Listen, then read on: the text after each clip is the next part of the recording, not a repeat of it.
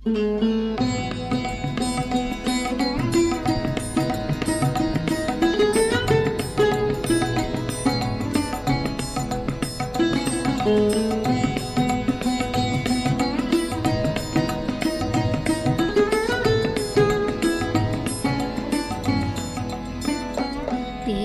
याद में खो जाऊं, तेरी याद में खो जाऊं।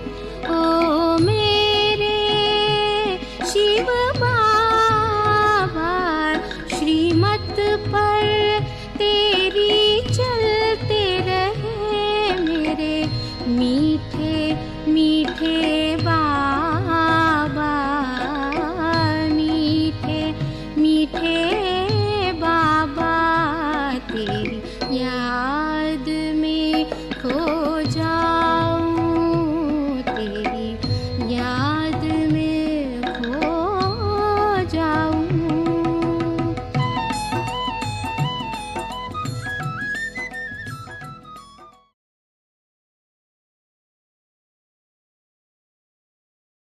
शांति।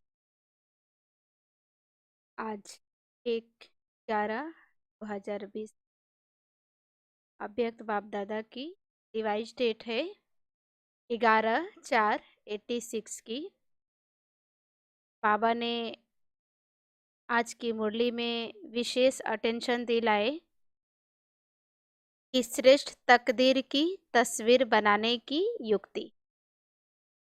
बाबा संगम युग में आकर हम सभी की श्रेष्ठ तकदीर की तस्वीर बनाते हैं। एक तरह से ये कह सकते हैं कि बाबा एक ऐसा आर्टिस्ट है जो हम कैसे होते हैं और बाबा मुझे कैसा सुंदर श्रेष्ठ देवी देवता बना देता है। दुनिया में भी जो तस्वीर बनाते हैं आर्टिस्ट, तो कोशिश करते हैं कि हमने जो भी तस्वीर बनाई है उसकी आंखें, चेहरा, मुख, सब चीज़ बहुत सुंदर हो, जो जड़ होते हुए भी वो जीवंत देखने में आए।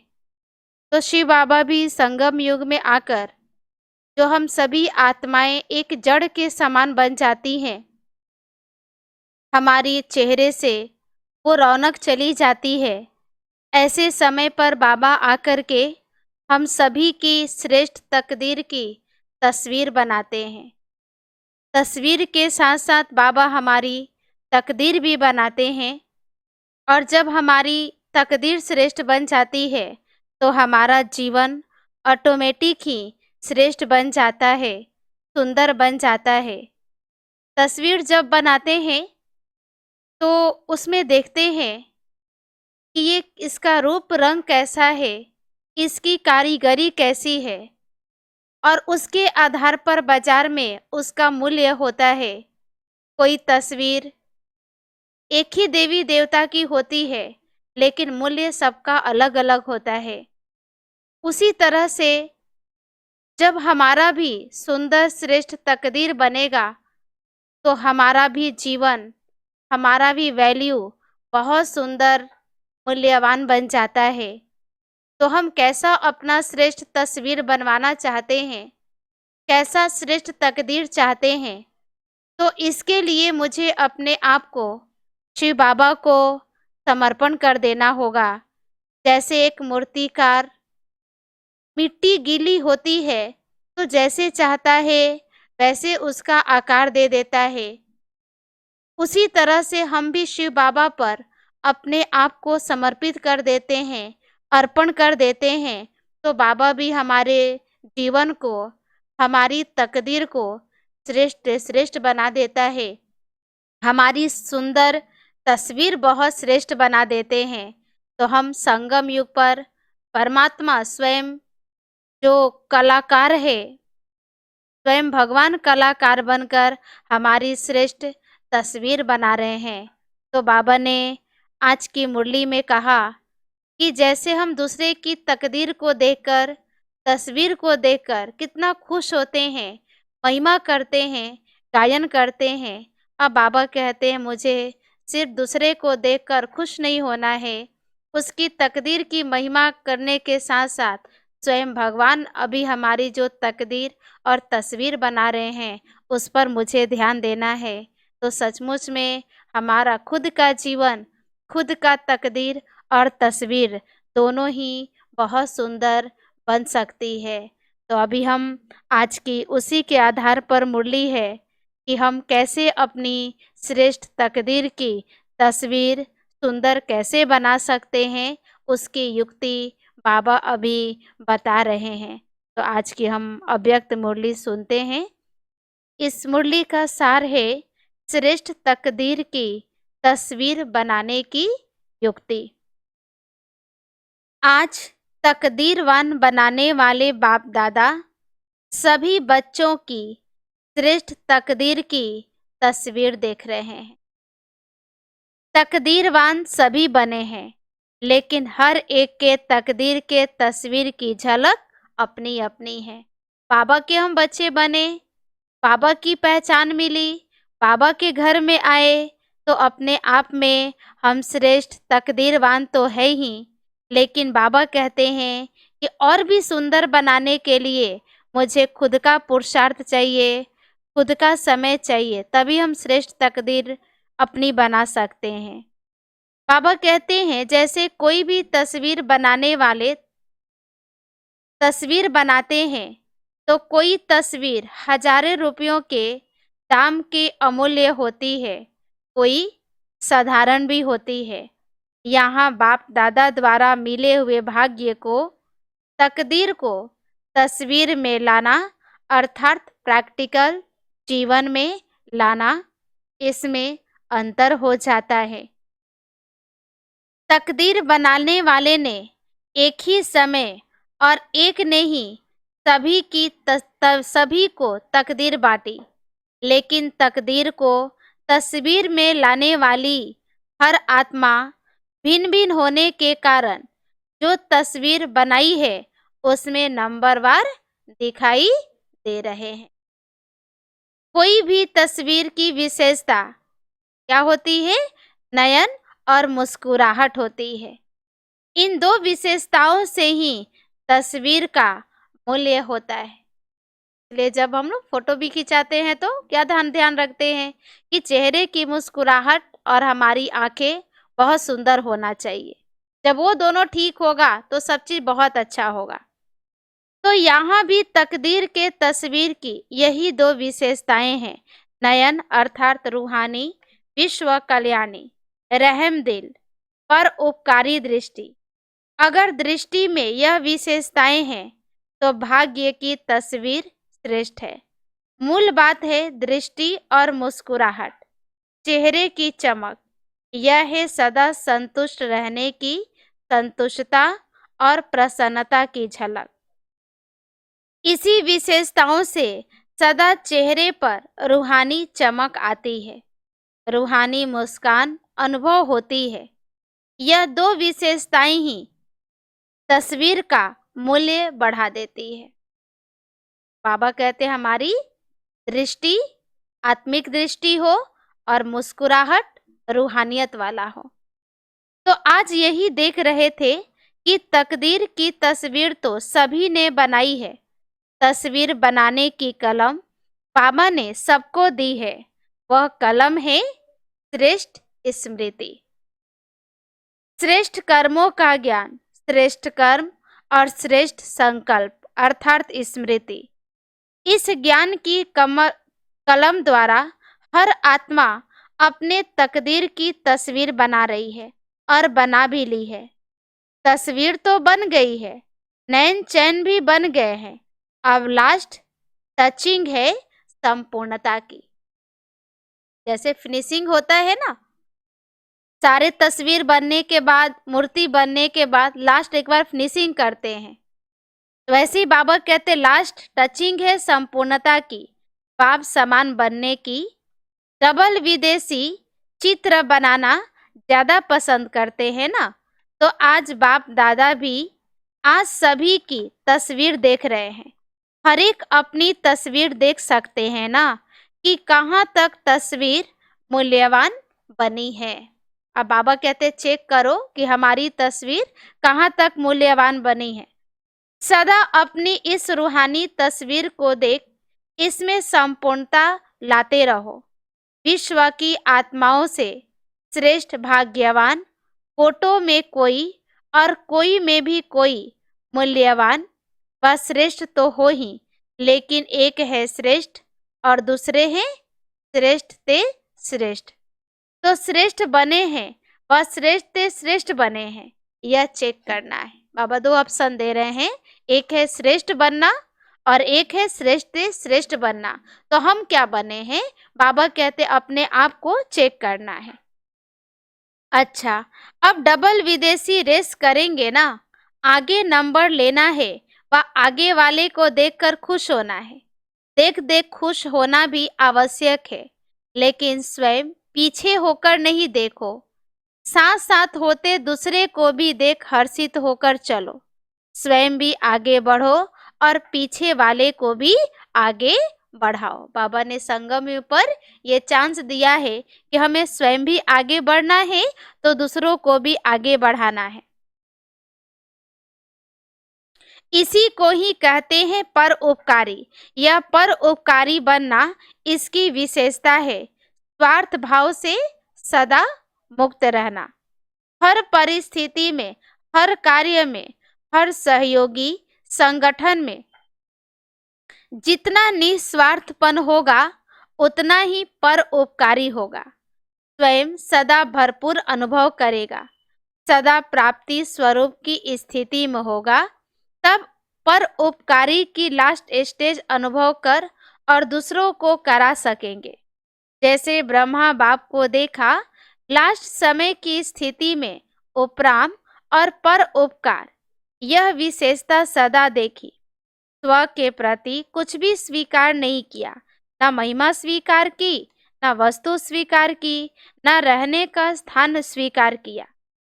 स्थूल और सूक्ष्म सदा पहले बचे, इसको कहते हैं परोपकारी। बाबा कहते हैं ना, दूसरे को आगे बढ़ाने वाले कभी पीछे नहीं रह सकते। इसलिए बाबा कहते हैं हमें दूसरे को आगे बढ़ाते हुए आगे बढ़ना है, दूसरे को पीछे करके आगे नहीं बढ़ना है। यही संपूर्णता की निशानी है। बाबा कहते समझा, मुरलियां तो बहुत सुनी, अब मुरलीधर बन, सदा नाचते और नचाते रहना है। बाबा कहते हैं कि अब मुरली सुन लिए, लेकिन अब मुरली के साथ क्या करना है? बाबा कहते कि मुरलीधर बन, सदा नाचते और नचाते रहना। बाबा टेंशन दिला रहे हैं कि जैसे मुरली से सांप के विष को भी समाप्त कर नचा देते हैं। कितना भी विषैला सांप हो, लेकिन मुरली ऐसी मुग्ध करने वाली चीज होती है जो मुरली से सांप के विष को भी समाप्त कर लेते हैं। तो ऐसा मुरलीधर हो जो किसी का कितना भी कड़वा स्वभाव संस्कार हो उसको भी वश में कर दे, अर्थात उससे मुक्त कर नचा दे, हर्षित बना दे। अभी यह रिजल्ट देखेंगे कि कौन कौन ऐसे योग्य मुरलीधर बनते हैं। बाबा कहते मुरली से भी प्यार है तो मुरलीधर से भी प्यार है, लेकिन प्यार का सबूत है जो मुरलीधर की हर बच्चे के प्रति शुभ आशा है वह प्रैक्टिकल में दिखाना। प्यार की निशानी है जो कहा वह करके दिखाना। ऐसे मास्टर मुरलीधर होना बनना ही है। अब नहीं बनेंगे तो कब बनेंगे? है ना, बाबा पूछ रहे हैं कि अब नहीं बनेंगे तो फिर कब बनेंगे? यह ख्याल नहीं करो कि करना ही है। हर एक यही सोचे कि हम नहीं करेंगे तो कौन करेगा। हमको करना ही है, बनना ही है। बाबा कहते ना, ऐसा संकल्प लाओ कि मुझे करना ही है, मुझे बनना ही है। कल्प की बाजी जीतनी है, पूरे कल्प की बात है तो फर्स्ट डिवीजन में आना है, यह दृढ़ता धारण करनी है। कोई नई बात कर रहे हो क्या? कितनी बार की हुई बात को सिर्फ लकीर के ऊपर लकीर खींच रहे हो। बाबा कहते कोई मेहनत की तो बात ही नहीं। है ना? जब बच्चों को शुरू-शुरू में पढ़ाया जाता है, तो हम कुछ भी बना देते हैं और कहते उसी पर खींचते रहो, तो बच्चा कितना मस्ती से करता रहता है।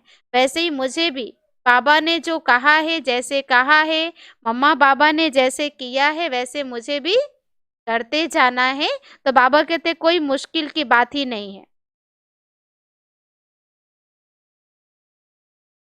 बाबा कहते जो नई लकीर भी नहीं लगा रहे हो, जो सोचा कि पता नहीं सीधा होगी व नहीं, कल्प कल्प की बनी हो, प्रारब्ध को सिर बनाते हो, क्योंकि कर्मों के फल का हिसाब है।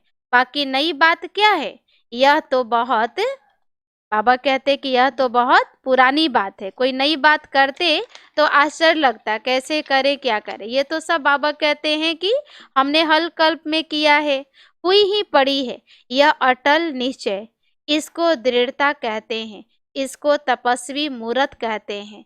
हर संकल्प में दृढ़ता माना तपस्या। तपस्या माना फिर बैठ करके तपस्या करना नहीं, लेकिन कोई भी विशेष दृढ़ संकल्पों में स्थित रहना, बहुत हर कार्य को एक्यूरेट रूप से करना, अपने आप के ऊपर अटेंशन रखना, है करना ही है ऐसा संकल्प करना। बाबा कहते ये भी बहुत बड़ी है ना तपस्या है।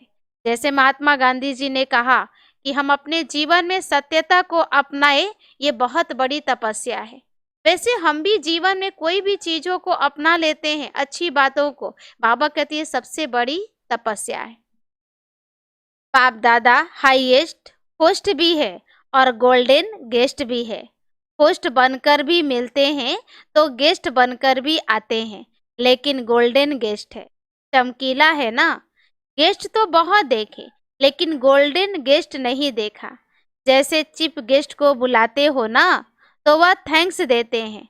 तो ब्रह्मा बाप ने भी होस्ट बन इशारे दिए और गेस्ट बन सबको मुबारक दे रहे हैं।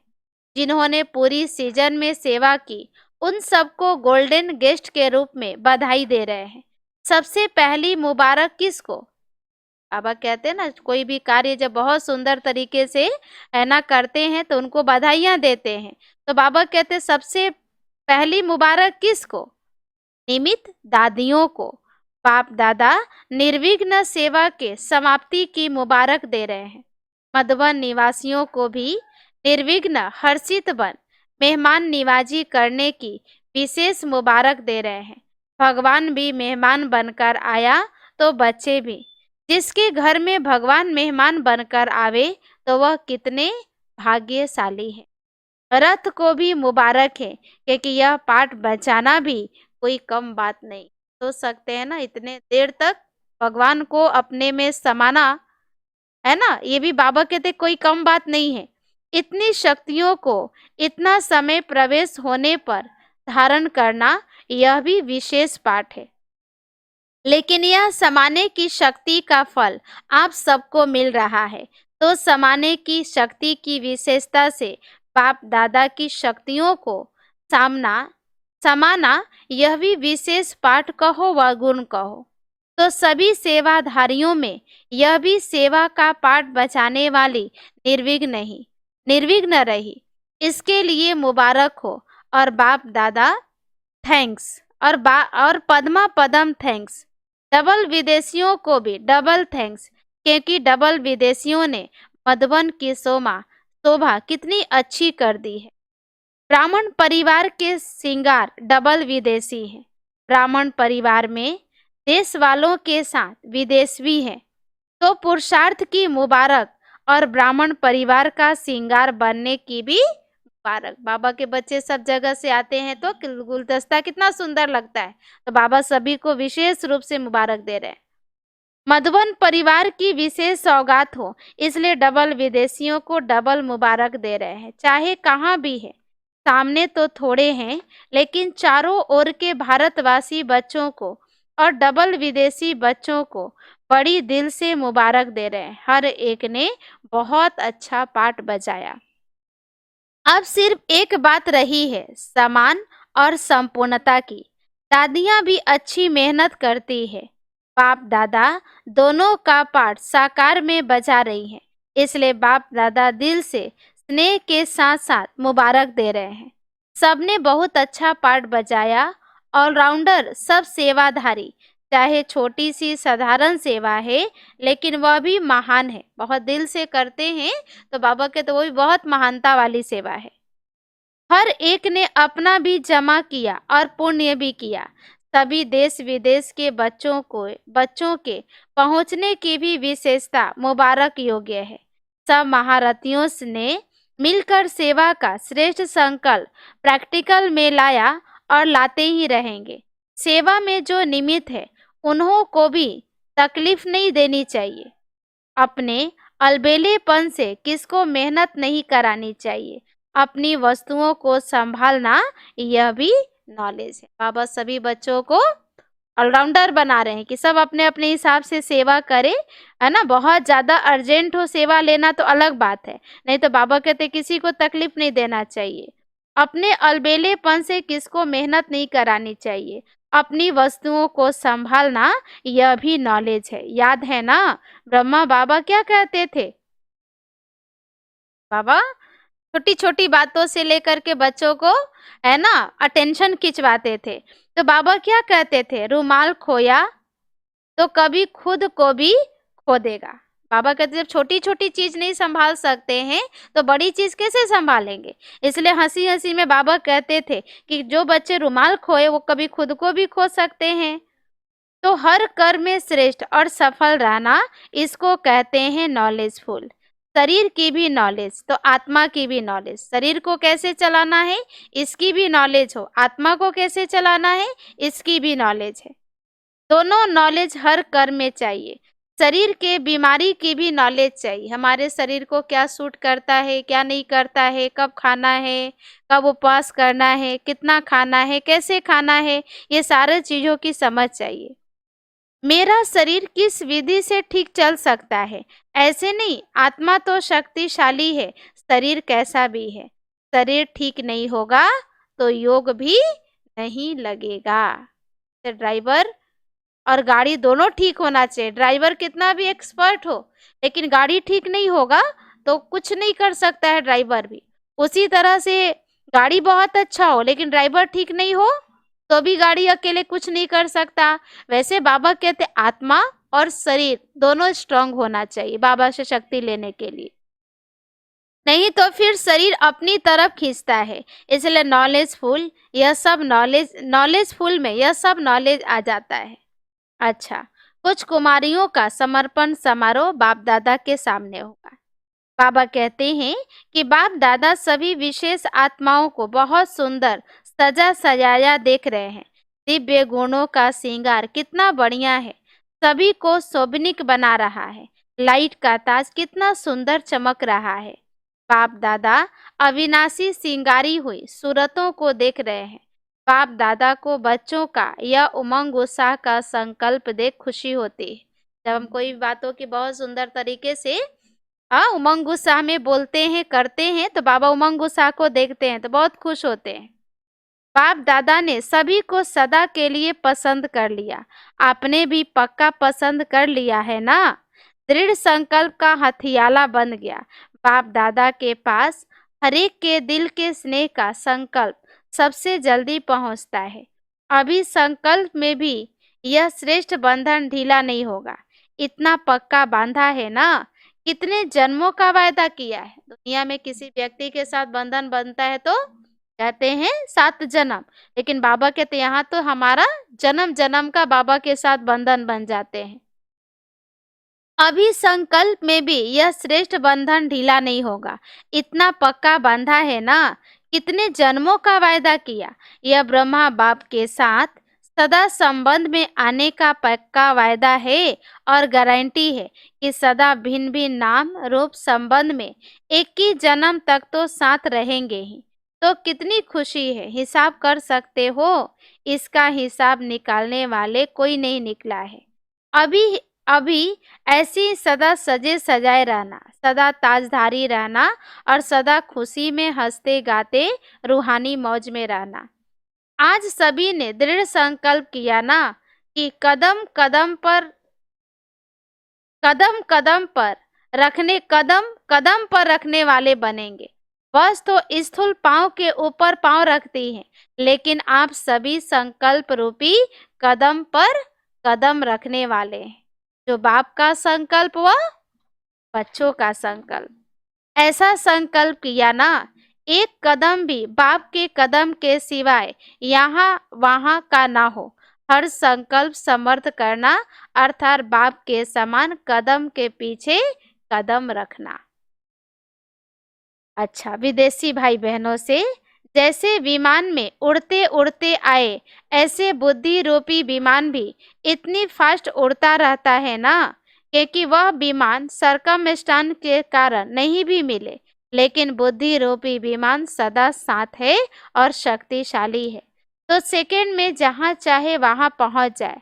तो इस विमान के मालिक हो ना, सदा यह बुद्धि का विमान एवं रेडी, अर्थात सदा बुद्धि की लाइन क्लियर हो, बुद्धि सदा ही बाप के साथ शक्तिशाली हो, और जब चाहेंगे तब सेकेंड में पहुंच जाएंगे।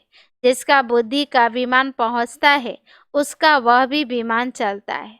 बुद्धि का विमान ठीक नहीं तो वह विमान भी नहीं चलता है। कितना बाबा संकल्प के ऊपर विशेष अटेंशन दिला रहे हैं, है ना। बुद्धि ठीक होगी तो बाबा कहते सब ठीक होगा। फिर बाबा पार्टियों से मिल रहे हैं। सदा अपने को राजयोगी और श्रेष्ठ आत्माएं अनुभव करते हो।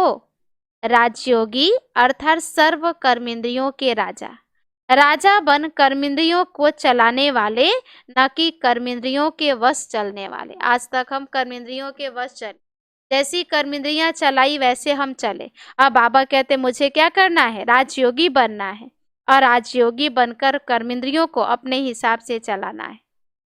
जो कर्मेंद्रियों के वश चलने वाले हैं उनको प्रजा योगी कहेंगे, राजयोगी नहीं।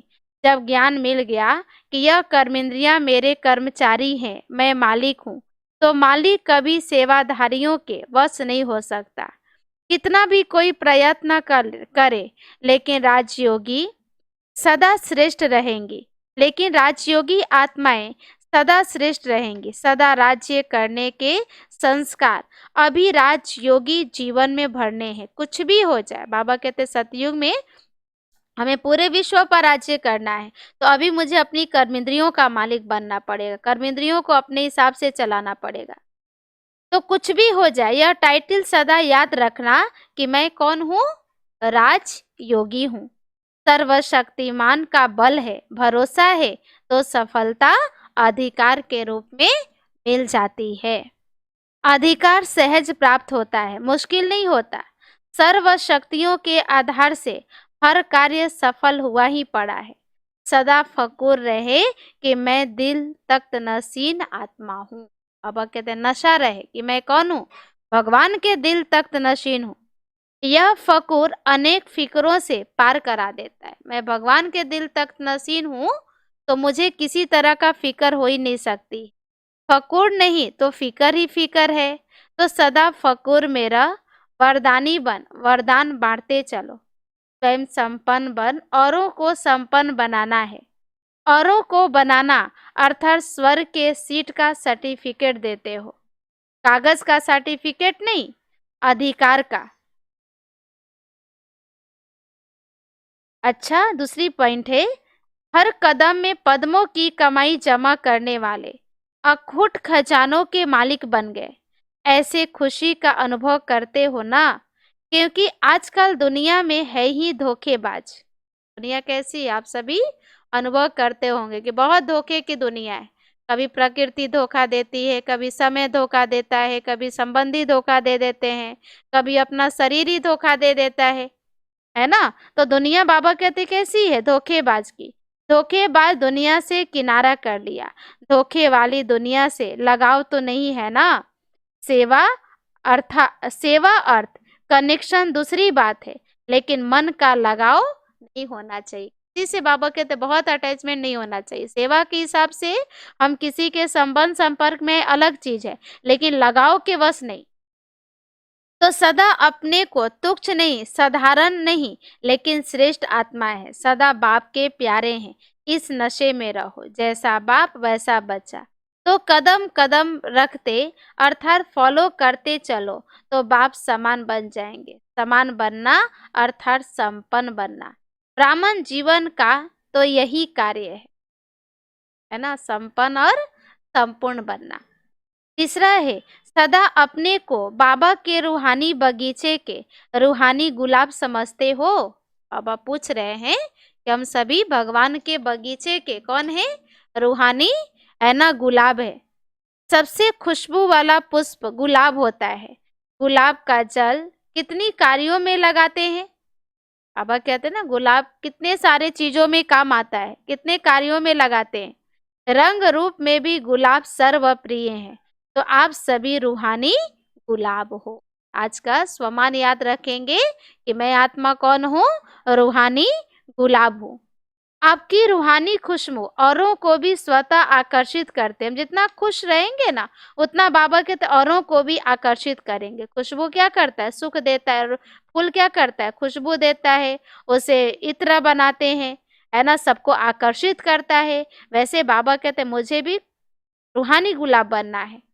कहाँ भी कोई खुशबू की चीज होती है तो सबका अटेंशन स्वतः ही जाता है।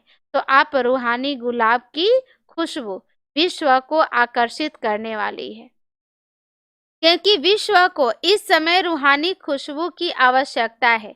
इसलिए सदा स्मृति में रहे कि मैं अविनाशी बगीचे का अविनाशी गुलाब हूँ। कभी मुरझाने वाला नहीं, सदा खिला हुआ। ऐसे खिले हुए रूहानी गुलाब सदा सेवा में स्वतः ही निमित्त बन जाते। कभी भी बाबा कहते हमारा चेहरा मुरझाया हुआ नहीं हो, बाबा कहते हैं खिला हुआ हो। कभी मुरझाने वाला नहीं, सदा खिला हुआ। ऐसे खिले हुए रूहानी गुलाब सदा सेवा में स्वतः ही निमित्त बन जाते हैं। याद की, शक्तियों की, गुणों की यह सब खुशबू सबको देते रहो। स्वयं बाप ने आकर आप फूलों को तैयार किया है तो कितने सिकिलधे हो। स्वयं भगवान अपने हाथों से हमारा श्रृंगार करते हैं, अपने हाथों से सजाते हैं, हमारा ध्यान रखते हैं। तो बाबा कहते सोचो आप कितने भाग्यवान हो, कितने सिकिलधे हो, कितने है ना लाडले हो। स्वयं माँ अपने बच्चों को, कितनी भी बड़े घर की हो, माँ जब तैयार करती है तो बच्चा को कितना खुशी होती है। वैसे स्वयं भगवान मुझे अभी संगम युग में तैयार कर रहे। अच्छा, मीठे मीठे सिकिलधे बच्चों प्रति माता पिता बाप दादा का याद प्यार और गुड मॉर्निंग। रूहानी बाप की रूहानी बच्चों को नमस्ते।